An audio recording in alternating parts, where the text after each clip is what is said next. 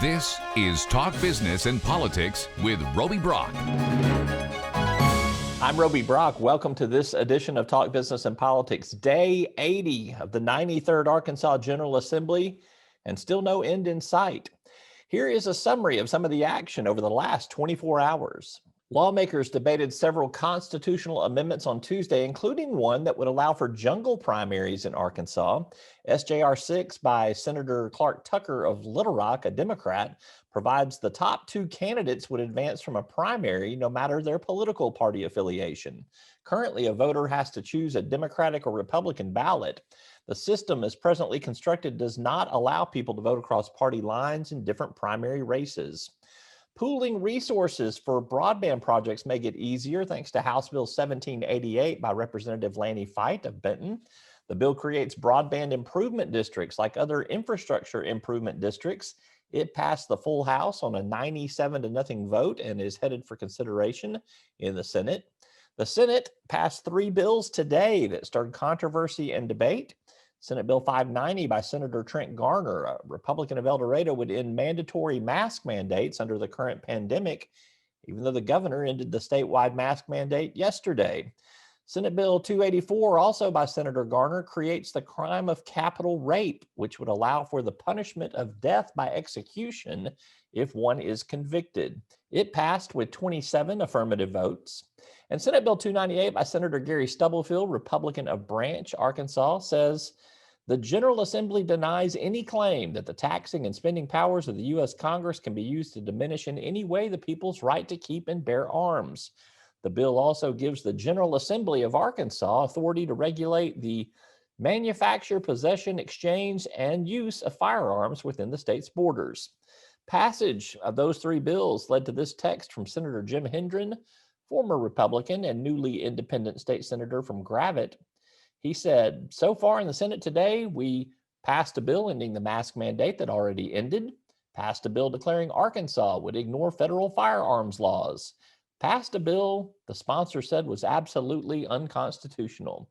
Let's just sine-die already.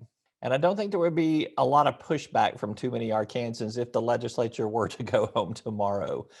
When we come back from this word from our sponsors, we'll take a look at what the governor had to say in his press conference on COVID-19 yesterday, where he ended that mask mandate statewide, and he also expanded vaccine eligibility to a broader group of Arkansans. And KATV's Maureen Glisovic joins us later as well to talk about a couple of bills working their way through the legislature. Why has one of them stalled? Find out after this. Talk Business and Politics is sponsored in part by Capital Advisors Group and You'll find us at the end of a lot of long country roads, covering over 60% of the great state of Arkansas. Our 17 electric distribution cooperatives are working day and night to provide reliable, affordable power to over 500,000 homes, farms, and businesses, just like yours. The Electric Cooperatives of Arkansas, your local energy partners. They say an apple a day keeps the doctor away. But if you're looking for something more, Walmart has you covered. We provide quality care, no appointment necessary. Whether you're looking for fresh, healthy groceries to fill your prescription, get a flu shot, or pick up your next pair of glasses, we're standing by with in-store health professionals available across the country to offer patient-first, affordable care whenever you need it. Apples, optional. Yesterday, Governor Asa Hutchinson made news in his weekly COVID-19 press conference. First, the governor lifted the nearly 9-month-long mask mandate that's been imposed statewide. He cited criteria that there are fewer than 750 COVID-19 hospitalizations in state. Hutchinson said businesses could still impose a mask mandate if they chose to, and he asked patrons to be respectful of those choices. Secondly, the governor opened up vaccines to those aged 16 or older, effective immediately, because he said it is, quote, the path out of the pandemic. He also said the White House informed him that an additional 5.4 million vaccines would be made available to the states, with Arkansas set to receive an additional 75,000 doses over the next 3 weeks. Arkansas has received 1.6 million vaccines since December 14th and administered 1.1 million doses, roughly 69% of vaccines received. However, there is less than 20% of Arkansans who have been fully vaccinated. You can read more on this story at our website at talkbusiness.net. When we come back, KATV senior political reporter Maureen Glisovic joins us. Stay tuned. Talk Business and Politics is sponsored in part by Impact Management Group and we have a large commitment to our solar for good reason. It lowers customers' rates, it's emissions free. Entergy Arkansas is the largest provider of solar in the state of Arkansas. Utility scale solar is much more economic for customers. We're going to operate it, we're going to maintain it, we're going to focus on it. That's what we do for a living. We want to continue to find ways to partner with our customers to meet their renewable energy goals. Customers want this, we want to provide it. So our commitment is for the long term. Here's to the fearless fight, the comeback, the battle against all odds. For some, it's taking the first step. For others, it's forging a new path, a chance to prove to ourselves what we're really made of. And with the name trusted in insurance for more than 70 years, even a battered spirit can come back stronger. Arkansas Blue Cross and Blue Shield, live fearless. Welcome back. Joining me now is KATV senior political reporter Maureen Glisovic. Always good to have you with us, Maureen. Thank you for being here. Always good to be here. Day 80 of the legislative session. You holding up all right? Well, it almost feels like it's day 180 actually, but I'm all right. All right, let's talk about, I want to talk about two pieces of legislation. Let's begin with one that was filed today, there was a press conference held on it today. It was House Bill 1391. It deals with scams on elderly people. Tell me what's kind of the essence of the bill. So it's being called the Safer AR Act, which essentially what it's doing is going to be putting some type of safeguards in hopes of stopping some of these scam artists that are able to wipe out accounts, bank accounts. So you've got a lot of senior citizens that are constantly targeted by different scams and variations of, your grandson's in jail to this is a Social Security office. And so senior citizens tend to give a little bit more information over the phone than they really should. And so what this would create, I spoke with the sponsor of the bill, Representative Carlton Wing, and his co-sponsor, Jonathan Dismay. And Carlton Wing had mentioned that this would create essentially a reporting system. So the first line of defense in a way is the financial institution. They see what type of transactions are coming through. And so what they wanted to be able to do is basically allow for banks to halt these transactions before they are finalized, put a hold on it, obviously contact the account holder, but then contact the Adult Protective Services involving the FBI as well as the Arkansas Attorney General's office. So Attorney General Leslie Rutledge was also present at this press conference saying that this would help her office be able to investigate these quicker, because unfortunately a lot of the times it's so far and so deep into it that there is no telling how much recovery as far as actual finances and monetary recovery they can actually do. And it's underreported.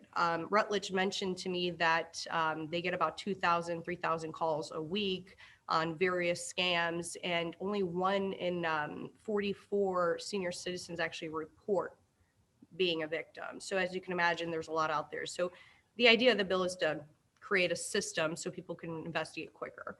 Well, I don't have to tell you this. You have a 7 on your side sign behind you here, and you do a lot of the investigative work that goes along with some of these scams, particularly on senior citizens. Why is the current law not already doing something like this? These scams are not new. They've been around for years and years and years. Well, the interesting part is that it sounds like to me there is no reporting system. So even though the bank may already be flagging some of these transactions for a certain amount of clients, I assume smaller banks in smaller counties or areas, they know Betty Joe is not taking out $5,000 randomly on a Friday like that. Do bigger banks like Bank of America and those kind of banks, do they do these kind of halts or look for suspicious activity? I don't know, but I can tell you that a lot of the times I think there's a breakdown in communication. If I'm scammed as a senior right now, I have to call the Attorney General's office and file a complaint. I have to contact, different investigative authorities. And so most people don't even think to do so. So if you've got a bank, I think that's going to be able to halt and flag that transaction, and they have, essentially a call list where, Betty Joe, we flagged her for this, or think it's suspicious. Now you've got Adult Protective Services who's going to be contacting other authorities. and hopefully they can stop it before it just gets really bad for some of these seniors. All right, let's talk about the renters' rights bill. This is one that was hotly debated, pushed back and forth over multiple weeks. This actually goes back to the last legislative sessions. Representative Jimmy Gazaway is the lead sponsor on this. It has cleared the House panel that it needed to get to the House floor for a vote, but it's been sitting on the calendar all week. Why is this bill not being voted on in the House? Well, it is my understanding there's still this hang up with the legal liability when it comes to the smoke detectors and the carbon monoxide detectors. This was something the landlords and committees have said, we don't want to be held liable if they, as a tenant, decide to take the battery out and, God forbid a fire occurs or, things along those lines. And so because part of that bill is requiring them to offer and install a smoke alarm system. Carbon monoxide would be an option if there was gas in the house. So if there was no gas, they don't have to put that in there. And so it is my understanding that I'm not sure that this bill has all the votes that it needs to pass the House floor. So I think that they're kind of trying to figure out what they can do. I don't know if there will be future amendments before or if there will be an amendment on the House floor, but I do know the hang up is just the legal liability of these smoke detectors and what tenants do with them if they disable them or. Well, I don't have to tell you this. I mean, Arkansas is the last state in the union to have some sort of tenants' rights bill along these lines. That has been debated a lot throughout the course of this bill's history right here. Why can't they look at another state and find some language that's agreeable? This doesn't seem to be like a Arkansas-specific problem.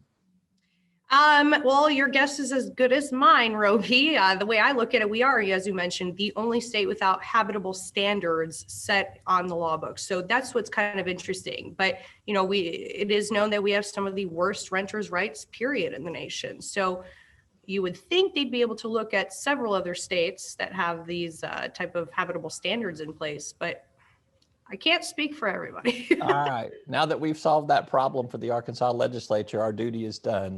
Let's encourage them to sine die and get on out of town. So she is Maureen Glisovic. She's senior political reporter for KATV. She's a contributor to Talk Business and Politics. Maureen, thank you as always. Roby, it's always a pleasure. I'll see you later. All right. And that is all for today's edition of Talk Business and Politics. I'm Roby Brock. Thank you for watching. We'll see you next time.